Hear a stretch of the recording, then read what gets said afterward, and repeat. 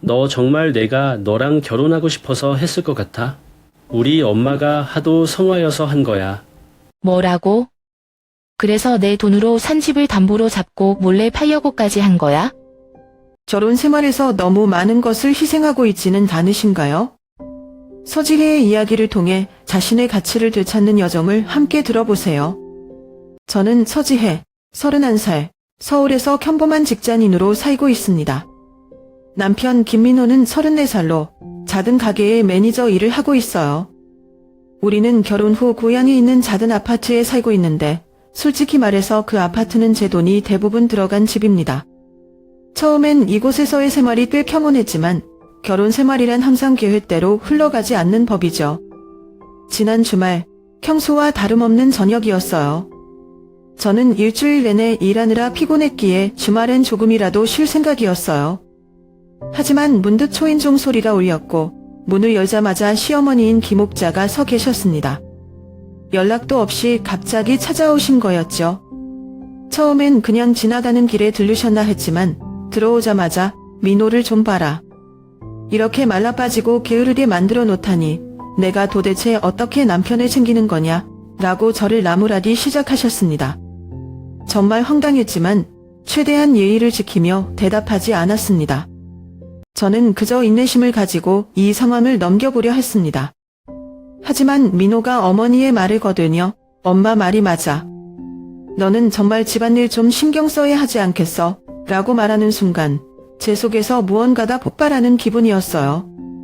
그동안 남편과 같이 맞벌이를 하며 생활비와 집안일을 나눠서 해왔지만 이런 식으로 전부 저의 책임으로 돌리는 말을 들으니 참을 수 없었습니다. 저는 바로 둘 다 일하는데 왜 집안일은 전부 내 몫이라고 생각하는 거야?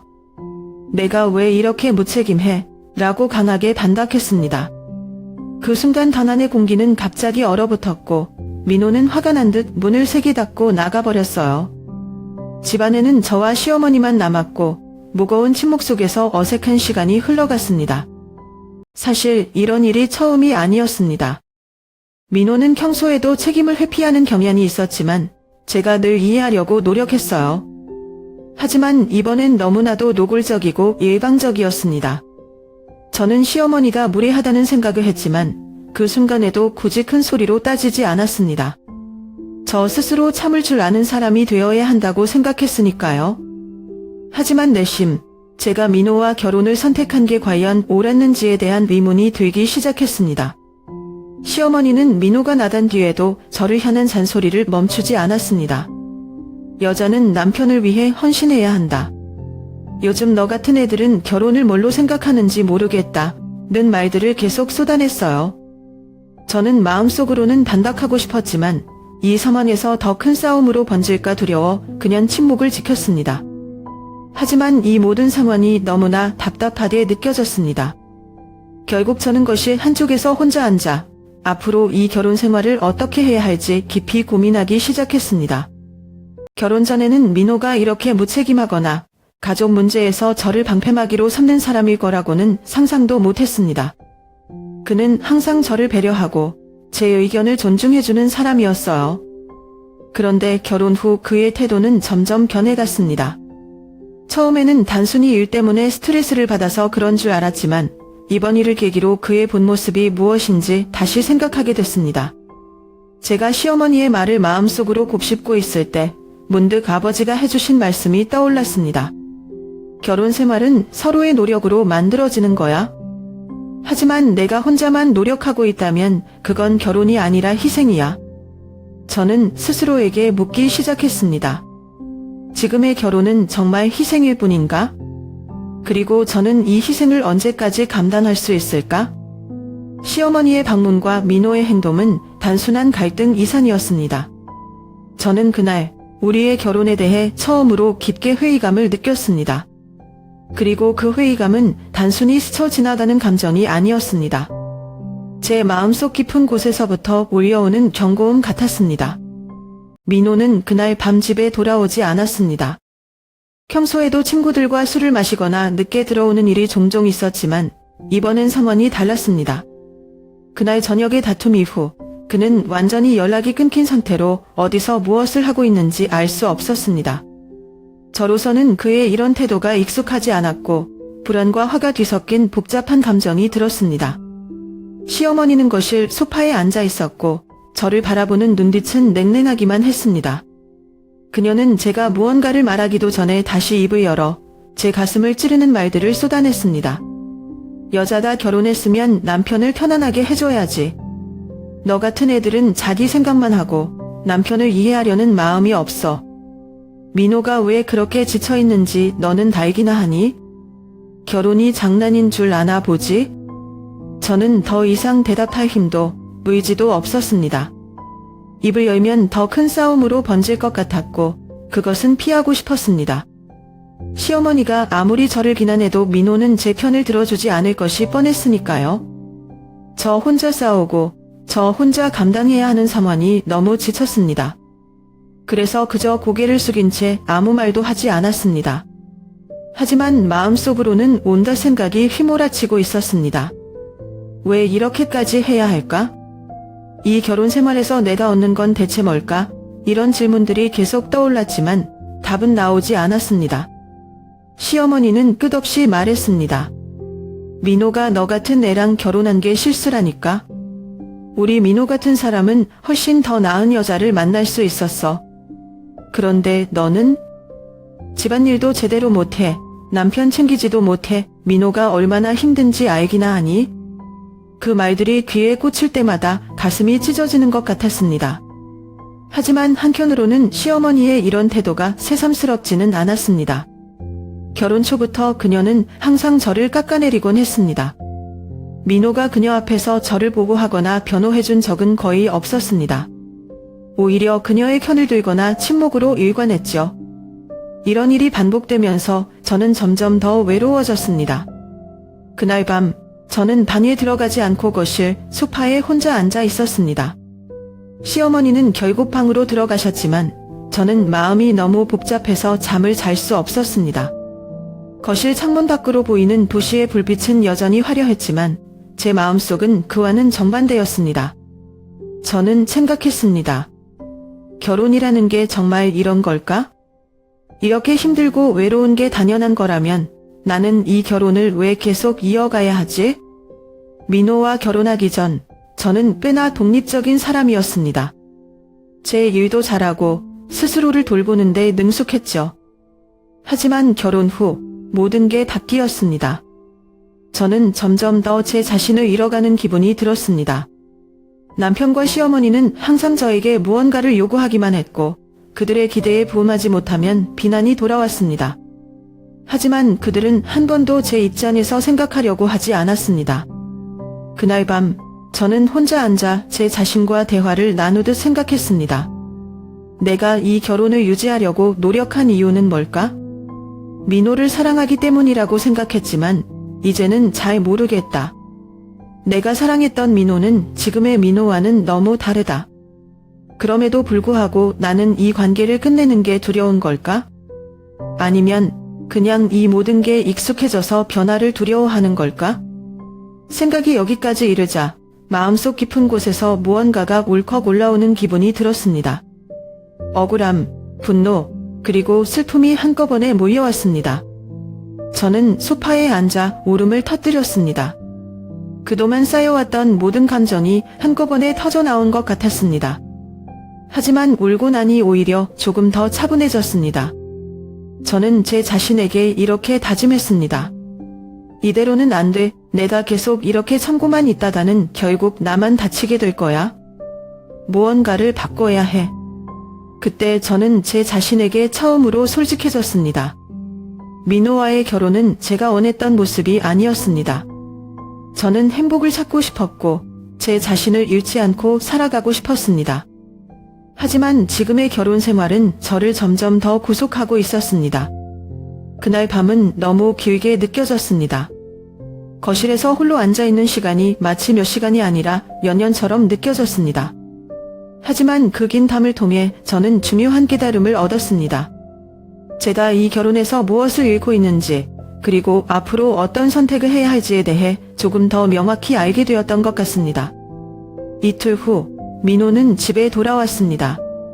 그는 한눈에 봐도 피곤해 보였지만 표정에서는 어딘가 무거운 결단이 느껴졌습니다. 저는 그가 집에 돌아온 것만으로도 안심할 수 있을 거라 생각했지만 그가 내뱉은 말은 제 모든 기대를 무너뜨렸습니다. 엄마가 앞으로 여기서 같이 지낼 거야? 그 말은 마치 날카로운 비수가 가슴을 찌르는 것 같았습니다. 저는 놀라움과 분노의 자리에서 벌떡 일어나 당황한 목소리로 물었습니다. 뭐라고? 당신, 그걸 나한테 상의는 했어? 하지만 민호는 제 질문에 대답하기는커녕 오히려 화난 듯한 태도로 저를 쏘아보며 말했습니다. 너는 엄마를 존중하는 법부터 배워야 해. 이 집에서 그렇게 목소리를 높일 일이 뭐가 있다고 그래?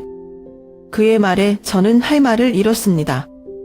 지금 이 순간 민호가 하는 말과 태도는 제가 결혼하기 전 그를 알던 모습과는 너무나 달랐습니다. 그는 늘 배려심 많고 제 의견을 존중해주는 사람이었습니다. 그런데 지금은 모든 결정권을 자신이 가진 듯 행동하며 저를 압박하고 있었습니다. 시어머니는 거실 한쪽에 앉아 우리를 바라보고 있었습니다. 그녀의 눈빛은 마치 승리를 거머쥔 사람처럼 자신감이 가득 차 있었습니다. 그 순간 저는 깨달았습니다. 이 상황은 단순히 민호의 일방적인 결정이 아니라 시어머니와 그가 이미 함께 논의하고 합의한 결과라는 것을요. 민호, 이게 말이 된다고 생각해? 당신이 혼자서 이런 중요한 결정을 내리는 게 옳다고 생각하냐고. 제 목소리가 떨렸습니다. 분노와 억울함이 뒤섞인 감정이 터져나왔지만 민호는 아무렇지도 않다는 듯 고개를 저었습니다. 엄마가 우리와 같이 사는 게 뭐가 문제야? 가족인데 당연히 받아들여야지. 내가 왜 그걸 이렇게 심각하게 받아들이는 건지 모르겠어. 그의 말에 저는 더 이상 참을 수가 없었습니다. 가족이라면 내 의견도 들어야 하는 거 아니야? 이 집은 내가 내 돈으로 산 집이야. 그런데 왜 당신과 어머니니 내 인생을 좌지우지하려고 하는 건데? 민호는 저의 말을 듣고 한숨을 내쉬며 말했습니다. 또 그 얘기냐? 내 돈으로 집을 샀다는 걸 대체 몇 번이나 들어야 하는 거야? 우리 결혼했으면 그건 이제 둘의 집이지 내 집이 아니야. 제발 그런 말 좀 그만해. 그의 말은 저를 더욱 화나게 했습니다. 저는 분명히 결혼을 하면서 서로의 인생을 존중하고 함께 노력하며 살아가기로 약속했는데 지금의 그는 그 모든 약속을 뒤집고 있었습니다. 그리고 시어머니는 이런 민호를 더욱 부추기는 듯 보였습니다. 지혜야, 민호 말이 맞아. 결혼했으면 남편과 시어머니를 위해 희생하는 게 당연한 거 아니니? 너는 그저 내 입장만 생각하고 있어. 결혼 생활이란 게 그런 게 아니야. 시어머니의 말을 듣는 순간 저는 마음속 깊은 곳에서부터 뜨거운 화가 치밀어 올랐습니다. 하지만 그 화를 그대로 표현하면 상황이 더 악화될 것 같아 최대한 침착하려고 애썼습니다. 어머님, 제가 민호를 존중하는 것처럼 어머님과 민호도 제 의견을 존중해 주셨으면 좋겠어요. 이건 단순히 저의 고집이 아니라 우리의 삶과 관련된 중요한 문제예요. 그런데 왜 저만 희생해야 하나요? 하지만 제 말은 그들에게 아무런 영향을 주지 못한 듯 보였습니다. 민호는 여전히 고집을 꺾지 않았고 시어머니는 비웃는 듯한 표정을 지으며 저를 바라봤습니다. 그날 밤 저는 방에 들어가지 않고 거실에 남아 있었습니다. 방으로 들어가면 시어머니와 마주칠 것이 뻔했기 때문입니다. 그리고 민호는 아무 일 없었다는 듯 방으로 들어가 버렸습니다. 저는 혼자 앉아 이 상황을 어떻게 해야 할지 고민했습니다. 결혼이라는 게 이런 걸까? 이렇게 한쪽이 희생으로만 유지되는 게 결혼이라면 나는 왜 이 관계를 이어가야 하지? 생각하면 할수록 제가 이 결혼에서 점점 더 고립되고 있다는 느낌이 들었습니다.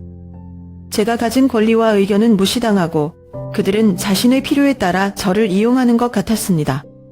시어머니가 집에 들어와 살기 시작한 이후 저는 제 집에서조차 마치 손님처럼 느껴졌습니다. 집안 곳곳에서 그녀의 존재가 느껴졌고 저는 점점 더 제 자리를 잃어가는 기분이 들었습니다. 시어머니는 저의 모든 행동을 세세히 관찰하며 참견하기 시작했습니다.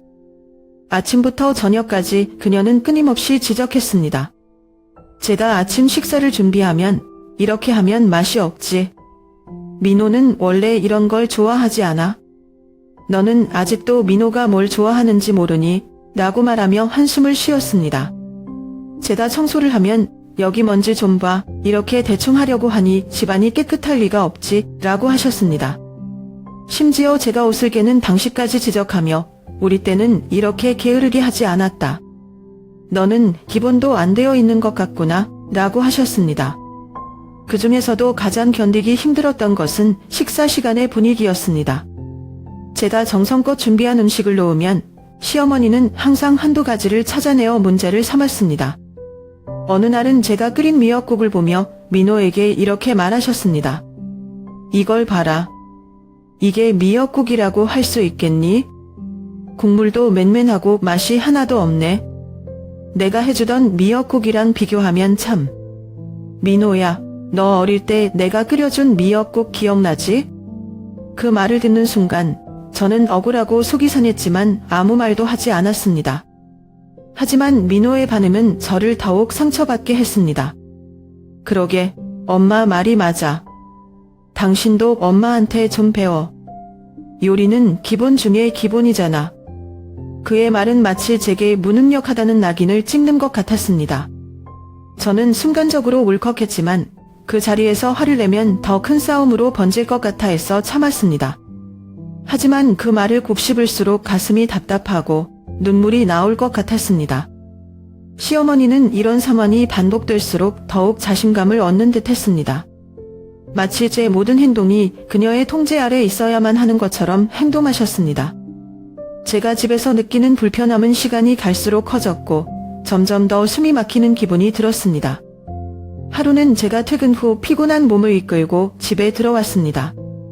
현관문을 열자마자 시어머니의 목소리가 들렸습니다.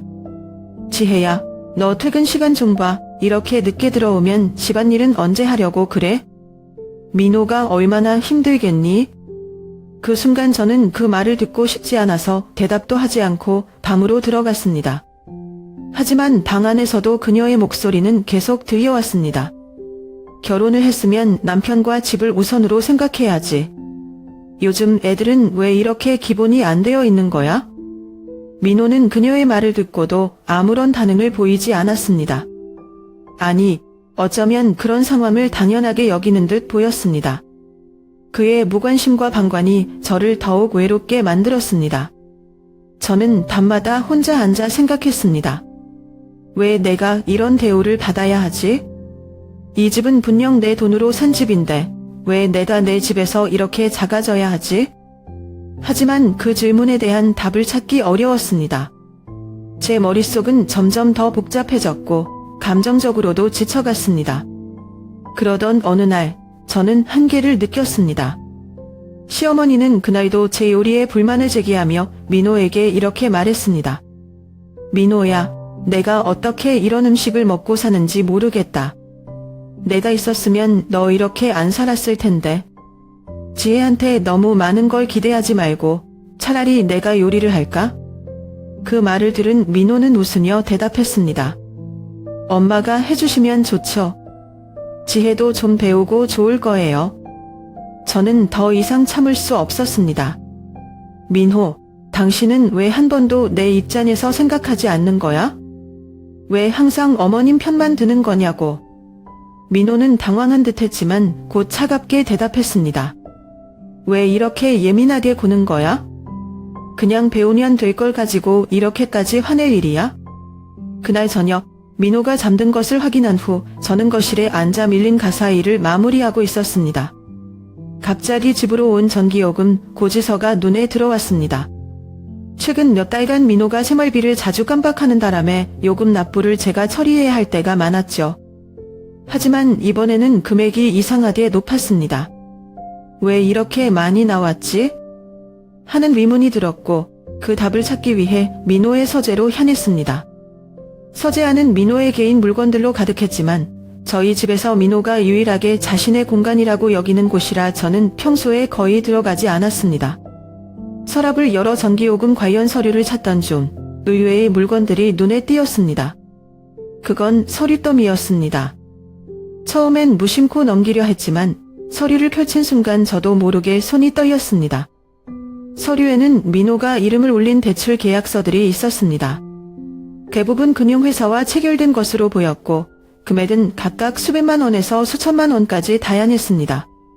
합쳐보면 수천만 원이 훌쩍 넘는 금액이었어요.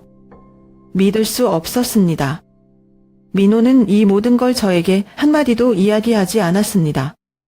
도대체 왜 이런 대출이 필요한지, 그가 이 돈을 어디에 사용했는지 전혀 알 수 없었습니다. 제 머릿속은 온갖 추측들로 복잡해졌습니다. 그는 정말 어려운 상황에 처해 있었던 걸까요? 아니면 무언가 숨기는 일이 있었던 걸까요? 그 서류를 다시 서랍에 넣으려던 순간 또 다른 문서가 눈에 띄었습니다.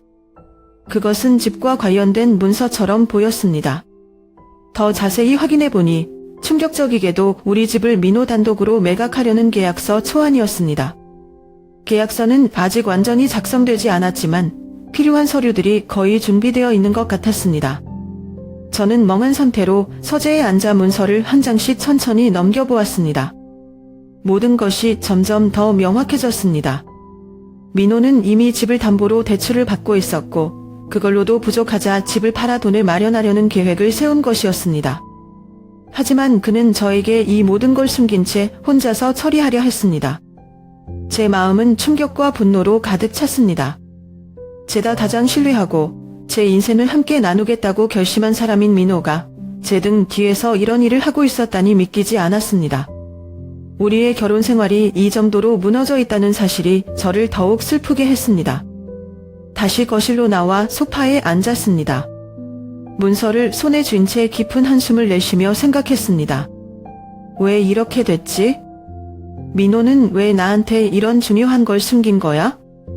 돈이 필요했으면 나와 상의하면 될 텐데 왜 나를 배제한 거지? 한편으로는 민호가 지금 얼마나 힘든 상황인지도 이해하고 싶었습니다. 그러나 그가 저에게 솔직하지 않고 모든 걸 혼자 처리하려 했다는 사실이 도무지 용서가 되지 않았습니다. 더구나 우리 집, 제가 힘들게 번 돈으로 마련한 이 집을 그의 채무를 갚기 위해 팔려고 했다는 점에서 저는 분노를 억누를 수 없었습니다. 밤새도록 잠을 이룰 수 없었습니다. 머릿속에서는 여러 가지 생각들이 엉켜 있었습니다. 민호와 직접 대화를 나눠야겠다고 결심하면서도 한편으로는 그가 또다시 무책임하게 굴지 않을까 걱정이 들었습니다. 다음날 아침, 저는 밤새 생각한 끝에 민호와 반드시 이 문제를 대면해야겠다고 결심했습니다. 그가 아침 식탁에 앉아 커피를 마시고 있을 때 저는 문서를 들고 그 앞에 앉았습니다. 차분하게 시작하려 했지만 손에 든 문서를 보는 순간 감정이 북받쳐 올랐습니다. 민호, 당신 도대체 무슨 생각으로 이 집을 팔려고 한 거야? 이걸 나한테 한마디 상의도 없이 하려고 했어? 제 목소리에는 이미 분노가 묻어 있었습니다. 민호는 갑작스러운 저의 질문에 놀란 듯 했지만 금세 표정을 굳히고 저를 똑바로 바라보며 말했습니다. 왜 그렇게 흥분하는 거야? 나는 가족을 위해 이렇게 한 거야. 당신은 내 상황을 조금이라도 이해하려고 해봤어? 그의 말은 마치 모든 책임을 저에게 돌리려는 듯 들렸습니다. 저는 속에서 끓어오르는 화를 억누르며 다시 물었습니다. 가족을 위해? 당신이 가족을 생각했다면 최소한 나와 먼저 이야기를 했어야 하지 않아? 이 집은 내 이름으로 되어 있는 집이야. 당신이 마음대로 할 수 있는 게 아니라고. 민호는 당황한 듯 잠시 말을 멈추더니 갑자기 목소리를 높였습니다. 내가 왜 이런 결정을 내렸는지 당신은 모른다고. 당신은 그저 안전한 곳에 앉아서 나를 비난하기만 해. 내가 얼마나 힘든지, 내가 이 집을 지키기 위해 얼마나 애썼는지 알아? 그의 큰 소리에 반해서 시어머니가 나왔습니다. 그녀는 상황을 대충 파악하더니 민호의 편에 서서 저를 비난하기 시작했습니다. 지혜야, 민호가 힘든 상황에서 이런 결정을 내렸으면 내가 아내로서 이해해줘야지. 이 집은 민호와 너의 집이잖아. 민호가 팔려고 한다면 그럴 만한 이유가 있을 거야. 저는 그 말을 듣고 피식 웃음이 나왔습니다. 그것은 결코 유쾌한 웃음이 아니었습니다. 저를 비웃듯하는 시어머니의 태도와 민호의 무책임한 변명이 저를 더 이상 참을 수 없게 만들었습니다. 어머님, 그리고 민호, 이 집이 누구 이름으로 되어 있는지 잊으신 것 같네요. 이 집은 제가 제 돈으로 산 집이에요.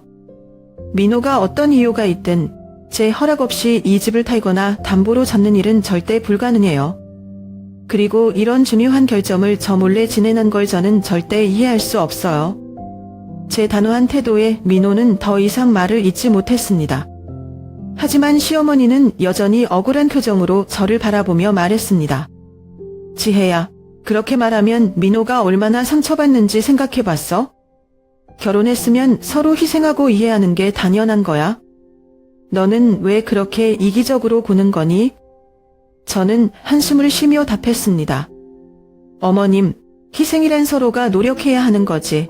한쪽이 모든 걸 감당하는 게 아니에요. 저는 이미 너무 많은 걸 희생해왔어요. 그런데 민호는 제 희생을 당연하게 여기고 제게 말 한마디 없이 이런 결정을 하려고 했어요. 이게 과연 결혼해서 당연한 일인가요? 그날 오후 마음이 심란한 상태로 은행을 찾았습니다. 민호가 대출을 받기 위해 집을 담보로 잡았다는 사실을 확인하고 싶었고 더 큰 문제를 막기 위해 반드시 알아야 한다는 생각뿐이었습니다. 은행에 도착해 창구 직원에게 집 관련 서류와 대출 상환에 대해 문의하자 직원은 제 신원을 확인한 뒤 관련 내용을 차근차근 설명해 주었습니다. 고객님, 현재 고객님의 명의로 등록된 주택이 담보로 잡혀 있습니다. 하지만 아직 새로운 대출금이 지급되지 않은 상태입니다. 서류상으로는 주택 소유주인 고객님의 서명이 필요하기 때문에 대출이 진행되지 않았습니다. 이 말을 들었을 때 제 안도감과 분노가 동시에 밀려왔습니다. 안도감은 민호가 아직 이 집을 팔거나 더 큰 대출을 받는데 성공하지 못했다는 점에서 비롯되었습니다. 하지만 분노는 그가 저희 도움이 없이 이런 일을 진행하려 했다는 데 있었습니다. 은행 직원은 이어서 조언을 덧붙였습니다. 민호 씨가 앞으로 더 큰 대출을 시도할 수도 있습니다. 고객님께서는 반드시 모든 서류와 계약 과정을 주의 깊게 확인하시고 필요하다면 법적인 조언을 받으시는 게 좋겠습니다. 그 조언을 들으며 저는 스스로에게 질문을 던졌습니다. 민호는 왜 나를 배제하고 이런 일을 진행하려 했을까? 그는 우리가 부부라는 사실을 잊은 걸까? 아니면 그저 나를 이용하려고 한 걸까? 은행에서 나와 집으로 돌아가는 길, 저는 깊은 생각에 잠겼습니다. 민호와 결혼한 이후 저는 제 자신을 잃어가고 있다는 느낌을 받았습니다. 그가 나를 필요로 할 때만 의지하고 그의 결정에 따라야 하는 상황이 너무나 지치게 만들었습니다. 집으로 돌아오자마자 저는 서재로 들어가 민호가 남겨둔 서류들을 다시 확인했습니다. 서류를 볼수록 그의 행동이 더욱 이해되지 않았습니다.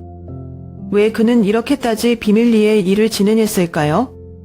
저는 그와 진지하게 대화해야 한다고 결심했지만 동시에 그의 반응이 두려웠습니다. 그날 저녁 민호가 집에 돌아왔을 때 저는 그를 바라보며 결연한 목소리로 말했습니다. 오늘 은행에 다녀왔어. 당신이 집을 담보로 대출을 시도한 거 다 알아? 당신은 도대체 무슨 생각으로 이런 일을 했어? 민호는 순간 당황한 듯 했지만 곧 태연한 척하며 변명하기 시작했습니다. 그건 가족을 위해서였어. 내가 더 이상 당신한테 손 벌리기 싫어서 그런 거야. 당신은 내가 얼마나 힘든지 이해도 못하면서 왜 이렇게 날 몰아세요? 그의 말을 듣는 순간 저는 더 이상 참을 수 없었습니다. 민호, 당신이 가족을 위한다면 최소한 나와 상의했어야지. 나를 완전히 무시하고 내 등 뒤에서 이런 일을 꾸미는 게 가족을 위한 거라고 생각해? 그는 아무런 대답도 하지 못했고 방안은 묵직한 침묵으로 가득 찼습니다. 그 순간 저는 제 자신을 다시 한번 다독였습니다. 이제는 나를 위해 싸워야 할 때야. 더 이상 그들이 나를 이용하거나 무시하지 못하게 해야 해. 저는 더 이상 민호의 행동을 방관하지 않기로 결심했습니다. 그의 모든 변명과 행동 뒤에 숨겨진 진실을 밝혀내고 나 자신을 지킬 방법을 찾을 것입니다. 그날 밤 저는 오랜 고민 끝에 결심을 굳히고 민호와 시어머니를 거실로 불렀습니다. 소파에 앉은 그들 앞에 저는 사전에 준비해 둔 이혼 서류를 꺼내 놓았습니다. 손에 들고 있는 서류를 보며 제 마음은 떨렸지만 동시에 결연한 의지가 느껴졌습니다. 더 이상은 참지 않을 거예요. 저를 속이고 이용하려는 일이 반복되지 않도록 저는 이혼을 원합니다. 제 말을 들은 민호는 처음에는 말문이 막힌 듯 아무런 반응을 보이지 않았습니다. 하지만 고자리에서 벌떡 일어나 목소리를 높였습니다. 뭐라고? 지금 장난하는 거야? 당신이 무슨 권리로 이런 결정을 내리는 건데? 이 결혼은 둘의 문제지. 당신 혼자 결정할 수 있는 게 아니야. 그의 반응은 예상했던 대로였습니다. 하지만 이번만큼은 제가 물러설 생각이 없었습니다. 저는 그를 똑바로 바라보며 단호하게 말했습니다. 민호, 이 집은 내 이름으로 되어 있어요. 당신이 이 집을 담보로 잡으려 했던 것도, 집을 팔아 빚을 갚으려 했던 것도 다 알아요. 하지만 내 허락 없이는 아무것도 할 수 없다는 걸 알잖아요. 이고 나면 이 집은 제가 계속 지킬 거예요. 당신은 당신의 빚을 스스로 해결하세요. 민호는 순간 말문이 막힌 듯 보였습니다. 그의 얼굴에는 혼란과 분노가 뒤섞인 표정이 나타났습니다.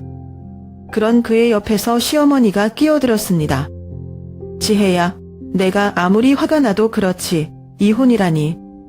내가 민호와 결혼한 이상 함께 문제를 해결하려는 노력을 해야지. 어떻게 이렇게 쉽게 결혼을 끝내겠다고 할 수 있니? 시어머니의 말에도 저는 흔들리지 않았습니다. 그동안 그녀가 제게 했던 말과 행동이 떠올라 오히려 더 단호해질 수 있었습니다. 어머님, 저는 이미 너무 많은 걸 찾아왔어요. 민호가 제게 상의하지 않고 중요한 결정을 내린 것도 한두 번이 아니었어요. 그리고 어머님께서도 제가 가족으로 존중받는다는 느낌을 한 번도 주지 않으셨죠. 저는 이제 저 자신을 위해 이 결혼을 끝내기로 결심했어요. 제 말을 들은 시어머니는 얼굴이 새빨개지며 흥분한 목소리로 말했습니다. 지혜야, 내가 뭘 알고 그런 말을 하는 거야? 민호가 너랑 결혼하느라 얼마나 희생했는지 알기나 해? 민호는 너를 위해 모든 걸 감수했는데 내가 지금 와서 배신하겠다는 거야? 그 말을 듣는 순간 저는 피식 웃음이 나왔습니다. 민호가 저를 위해 희생했다고요? 어머님, 민호가 저를 이용해 자신의 문제를 해결하려고 한 건 몰랐던 모양이네요. 저는 더 이상 저 자신을 희생하며 이 결혼을 유지할 수 없어요. 민호는 더 이상 참지 못하고 큰 소리로 소리쳤습니다. 지혜, 내가 원하는 대로 될 것 같아? 나는 절대 이혼하지 않을 거야. 그리고 이 집은 우리 둘의 집이지 내 마음대로 할 수 있는 게 아니야. 저는 그의 말에 흔들리지 않고 단호하게 대답했습니다. 민호, 이 집은 내 이름으로 되어 있어요. 법적으로도 내가 결정할 권리가 있어요. 당신과 어머님은 이제 이 집에서 나가주세요. 저는 더 이상 이렇게 살 수 없어요. 그날 밤, 민호는 갑작스러운 분노에 차오른 목소리로 고함을 질렀습니다. 너 정말 내가 너랑 결혼하고 싶어서 했을 것 같아? 우리 엄마가 하도 성화여서 한 거야. 너 돈 많은 것 때문에 했다고. 이 집도 내 돈으로 샀잖아. 그의 말이 끝나자마자 방 안의 공기는 얼어붙은 듯 했습니다. 저는 순간적으로 충격을 받아 숨이 멎는 기분이었습니다. 그동안 제가 품고 있던 의심이 한순간에 사실로 확인되면서 가슴이 아리고 쓰라렸습니다. 시어머니 역시 그 말을 듣고 얼굴이 천백해졌습니다. 그녀는 민호를 향해 당혹스러운 눈빛을 보내며 물었습니다. 민호야, 내가 지금 무슨 말을 하고 있는 거야? 내가 언제 너더러 그런 결혼을 하라고 했니? 그런 말 하지 마라. 하지만 민호는 이미 이성을 잃은 상태였습니다. 그는 더 큰 목소리로 어머니에게 되받아쳤습니다. 엄마는 항상 나한테 말했잖아. 돈 걱정 없는 여자를 만나서 안정적인 결혼을 해야 한다고. 그래서 내가 지혜랑 결혼한 거야. 그런데 이제 와서 나만 나쁜 사람 만드는 거야? 그들의 말다툼을 바라보며 저는 더 이상 아무런 말을 할 수 없었습니다. 마치 지금까지 제가 살고 있던 모든 결혼 생활이 거대한 거짓말과 위선으로 이루어진 연도처럼 느껴졌습니다. 민호와 시어머니는 각각 자신의 입장을 변명하기에 바빴고 저는 그저 그 자리에 앉아 서문을 받아들일 수밖에 없었습니다. 그 순간 저는 과거로 돌아가 민호와의 결혼 초기를 떠올렸습니다.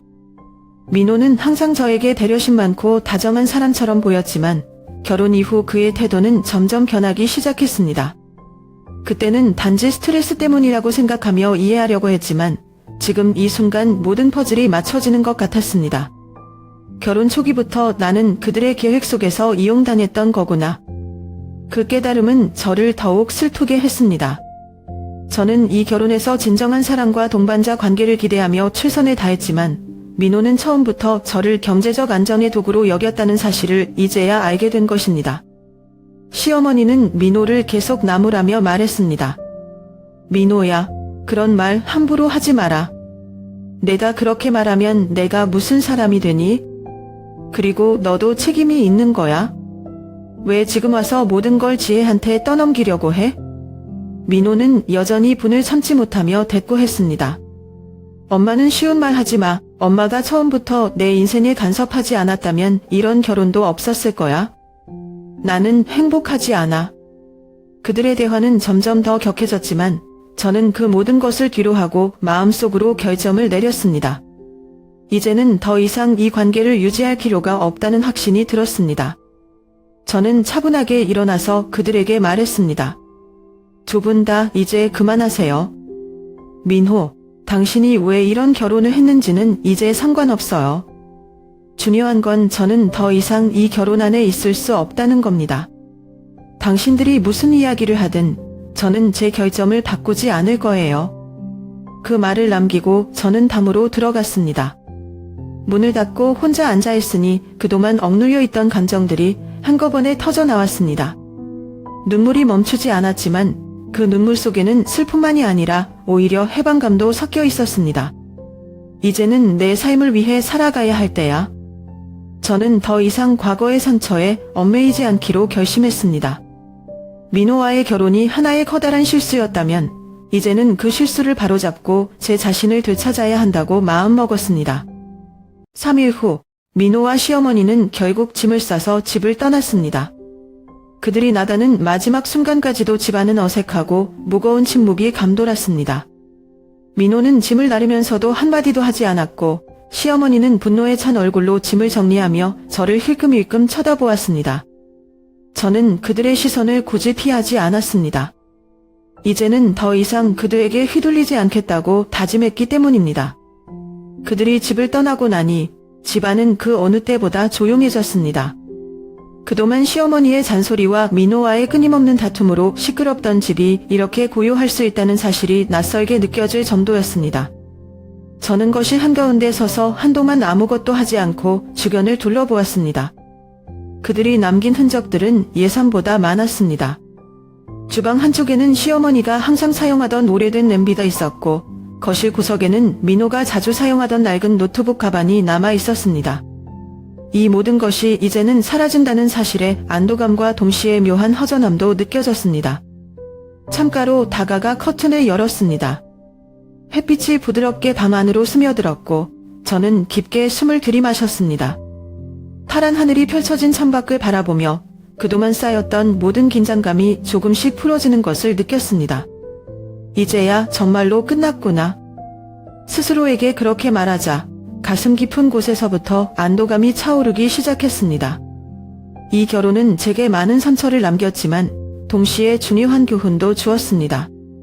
저는 그동안 저 자신을 얼마나 잃어버리고 살았는지 깨닫게 되었고 이제는 다시 저를 찾을 시간이라는 것을 알게 되었습니다. 부엌으로 걸어가 컵에 물을 따라 마셨습니다. 그동안 저는 항상 다른 사람들을 위해 살았던 것 같습니다.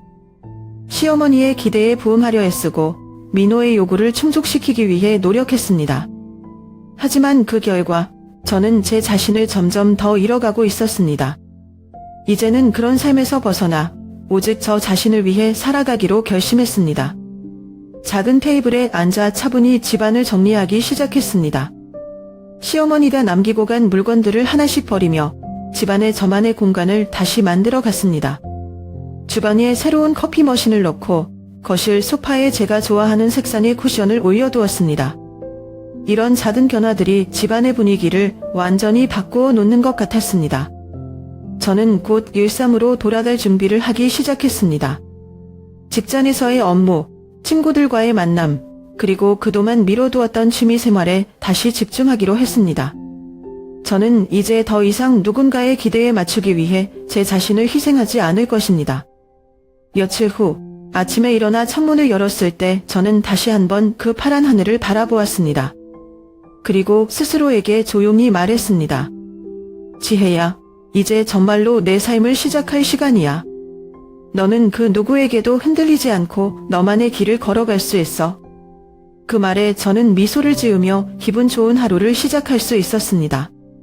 민호와의 결혼 생활은 끝났지만 그것은 새로운 시작의 출발점일 뿐이었습니다. 앞으로 어떤 부정과 어려움이 닥치더라도 저는 제 자신을 믿고 나아갈 것입니다. 이제는 내가 나를 위해 살아갈 시간이다. 그 결심은 저를 더욱 단단하게 만들어 주었고 저는 더 이상 두렵지 않았습니다.